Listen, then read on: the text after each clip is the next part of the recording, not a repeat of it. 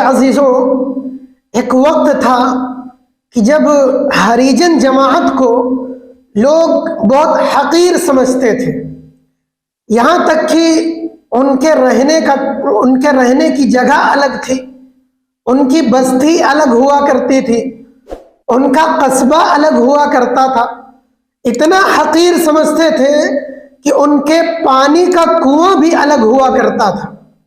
اتنے حقیر سمجھے جاتے تھے کہ ان کے پانی کے کنویں سے بھی کوئی پانی نہیں پی سکتا تھا۔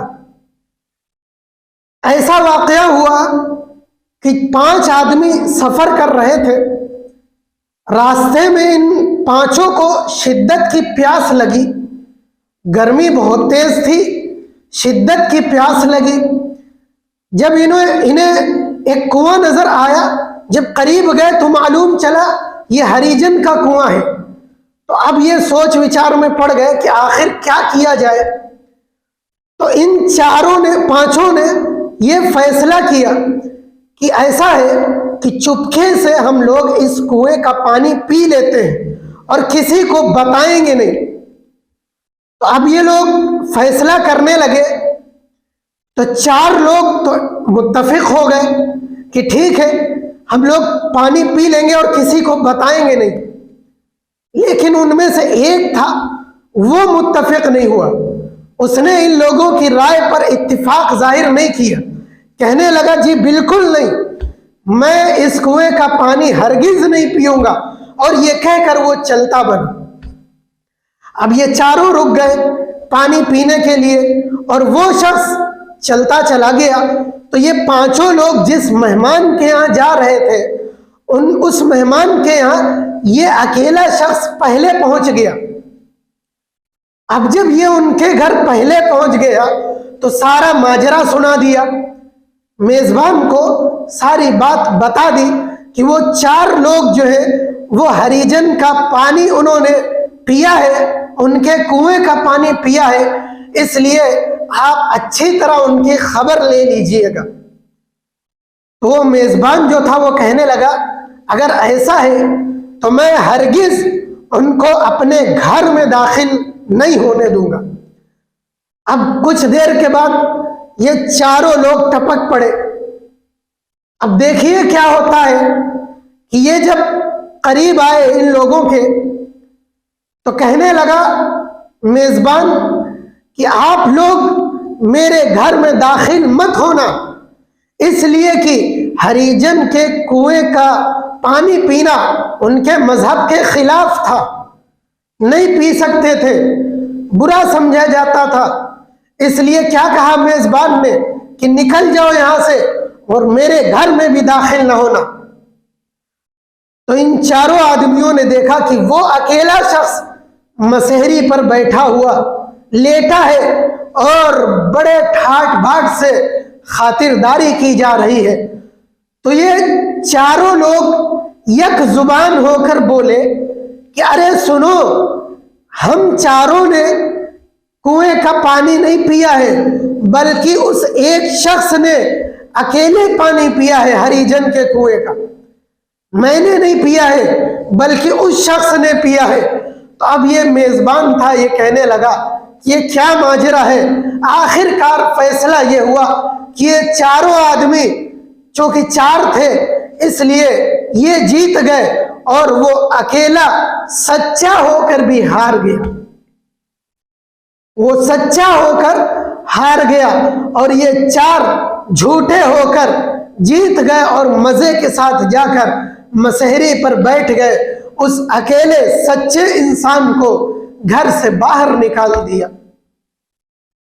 میرے عزیزوں، یہ بات میں نے آپ لوگوں کے سامنے اس لیے رکھی کیونکہ آج ہمارے معاشرے میں ہر جگہ یہی حال چل رہا، ہر جگہ آپ جہاں کہیں بھی دیکھو، جتنے بھی حق پرست لوگ ہیں ان کو دبایا جاتا ہے۔ ایسے تو حق پرست لوگ بہت کم بچے ہیں، اور جھوٹے، مکار، دغاباز، عیار، ڈاکو، یہ لوگ بہت زیادہ ہیں۔ حق پرست جب یہ کچھ کہتے ہیں تو ان کو ذلیل سمجھا جاتا، بیکار سمجھا جاتا، برا سمجھا جاتا، حقیر سمجھا جاتا۔ اس کے بالمقابل جو ڈاکو ہیں، جو عیار ہیں، مکار ہیں، دھوکے باز ہیں، جھوٹے ہیں، عزتوں کے سودے کرنے والے ہیں، ان کو بہت عزت دی جا رہی ہے، ان بے وقوفوں کو بہت عقل مند سمجھا جانے لگا ہے۔ کیا یہ سچ نہیں ہے؟ یہ حقیقت ہے ہمارے آج کے معاشرے کی۔ آج کے نوجوانوں سے میں پوچھنا چاہتا ہوں، ذرا باہر نکل کر دیکھو کتنے نوجوان ہیں جو اپنے شیخ کا بینر لگائے ہیں، جو عالموں کے بینر لگائے ہیں۔ کوئی اُدگھاٹن ہو رہا، کوئی نئی دکان کر رہا، کوئی نیا مکان لے رہا، تو بینر لگا ہوتا ہے تو اس پر کسی ہیروئن کا فوٹو، کسی ہیرو کا فوٹو لگا ہوتا ہے۔ کون ہے جس کے بینروں پر علماء کے فوٹو لگے ہو، مشائخ کے فوٹو لگے ہو، اپنے پیر و مرشد کے فوٹو لگے ہو؟ کون ایسا کر رہا؟ کون محبت کا دعویٰ پیش کر رہا؟ نوجوانوں کے دلوں میں جھانکو تو معلوم ہوتا ہے کہ کوئی فلاں ہیرو کا جو ہے بہت آئیڈیل بنائے ہوئے ہے، کوئی فلاں ہیروئن اس کی آئیڈیل بنی ہوئی ہے، کوئی فلاں ہیروئن اس کی فیوریٹ ہے، فلاں ہیرو اس کا فیوریٹ ہے، اور یہ چاہتا بھی ہے کہ میں اس کے جیسی عزت پاؤں، اس کے جیسی شہرت پاؤں، اس کے جیسا مقام پاؤں، اس کے جیسا منصب پاؤں، اس کے جیسا مرتبہ پاؤں، میرا نام ہو۔ کون نہیں چاہ رہا آج کا نوجوان؟ اور کون یہ چاہ رہا کہ میں ایک اچھا عالم بن جاؤں، ایک معاشرے میں میری عزت ہو، میرا وقار ہو، میں علم کے ذریعے سے پہچانا جاؤں، میں اسلام کا خادم بنوں، میں اسلام کا پرچار کرنے والا بنوں، میں دین کا داعی بنوں، میں دین کا مبلغ بنوں، میں دین کا سپہ سالار بنوں؟ کس کے دل میں یہ خواہش ہے؟ کون ایسا کر رہا؟ کون ایسا چاہتا ہے؟ میرے عزیزوں، آج کے نوجوانوں کے دل میں جھانک کر دیکھو تو اکثر کوئی ایسا نہیں مل رہا۔ میں پوچھنا چاہتا ہوں کہ تمہیں کیا ملے گا؟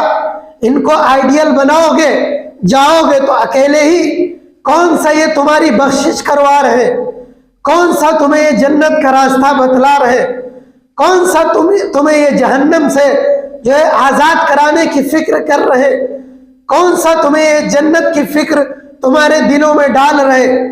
بلکہ یہ تو وہ لوگ ہیں جو تمہارے ایمان کا سودا کر رہے، جو تمہاری آخرت تباہ کر رہے، اور تم ایسوں کو آئیڈیل بنائے ہوئے ہو، ایسوں کو دل میں بسائے ہوئے ہو۔